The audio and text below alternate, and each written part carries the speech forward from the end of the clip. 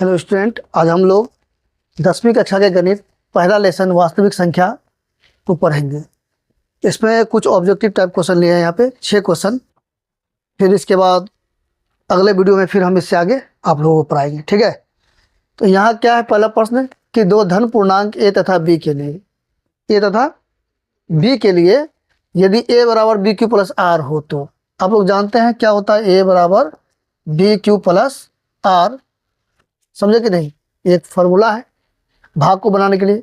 तो ए का मान ए नंबर पे ऑप्शन दिया है, क्या होगा, ये होगा 0 से बड़ा आर होता है या आर से बराबर बी होता है, या ये होगा 1 से बड़ा आर और आर से बड़ा बी होता है, या 0 से बड़ा आर और आर से बड़ा बी होता है, या 0 से बड़ा आर होता है या आर बराबर 0 होता है, या फिर आर से बड़ा बी होता है। तो इसमें हम लोग जानते हैं कि ये वाला जो है 0 से बड़ा आर और आर के बराबर होता है ना। आखिरी समय पे आपको आर का मान 0 लाना होगा, यानी 0 के जो है आर के बराबर भी होगा।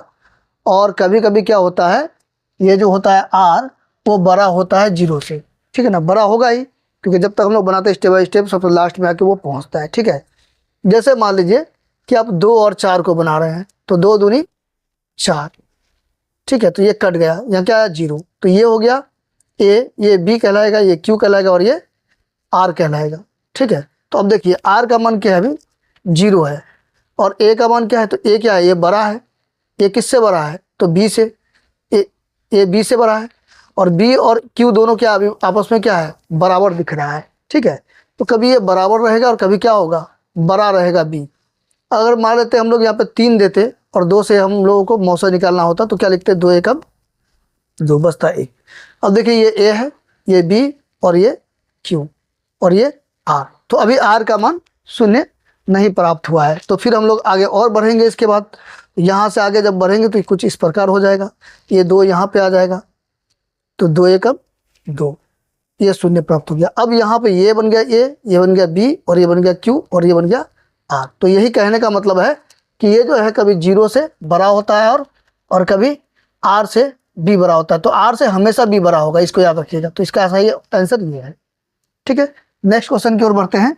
अगला प्रश्न करता है परिमेय संख्या और अपरिमेय संख्याओं के समूह को क्या कहते हैं। परिमेय और अपरिमेय संख्या के समूह को हम लोग जानते हैं कि परिमेय संख्या और अपरिमेय संख्या के समूह को क्या कहते हैं, संख्या पद्धति वास्तविक संख्या कहते हैं। क्या कहते हैं, वास्तविक संख्या। एक चैप्टर का ही नाम है हम लोग का, तो ये हो गया वास्तविक संख्या।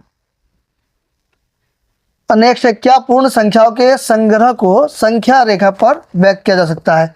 देखिए ये संख्या रेखा है, समझिए इसको। गिनती वाली संख्या पहले लिख दीजिए, जिसे कहते हैं प्राकृत संख्या। क्या कहते हैं, प्राकृत संख्या, ठीक है। और हम लोग क्या जानते हैं, प्राकृत संख्या के समूह में 0 को शामिल करने पर क्या, 0 को शामिल करने पर पूर्ण संख्या प्राप्त होता है। क्या प्राप्त होता है, पूर्ण संख्या। तो अब ये क्या हो गया, ये हो गया पूर्ण संख्या। अभी ये पूर्ण संख्या होगा।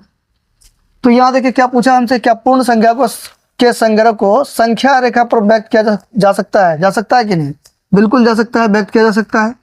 तो इसका क्या होगा, हाँ,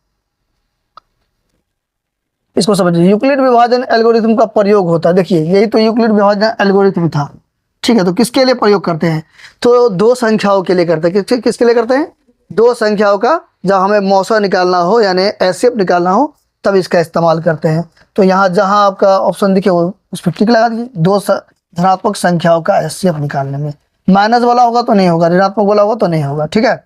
धनात्मक विषम पूर्णांक किस रूप का होता है। धनात्मक विषम पूर्णांक किस रूप का होता है। देखिए जितना भी सम पूर्णांक है विषम पूर्णांक है, हम लोग पहला ही लेसन में इसको पढ़े हैं, ठीक है। तो यहाँ पे अब देखिए 2q के रूप का होता है, 3k के रूप का होता है, या 3q - 1 के रूप का होता है, या 2q + 1 के रूप का होता है। तो ये विषम पूर्णांक है तो 1 होगा, साथ में 2q + 1 के रूप का होता है। फिर आपको क्या समझना है, क्या क्वेश्चन है, प्रत्येक धनात्मक सम पूर्णांक किस रूप का होता है। तो प्रत्येक धन सम पूर्णांक किस रूप का होता है, तो सिर्फ 2q के रूप का होता है। किसके रूप का होता है, 2q के रूप का होता है, ठीक है। इसी तरह फिर हम लोग आगे बढ़ेंगे। ओके, आज के लिए इतना ही।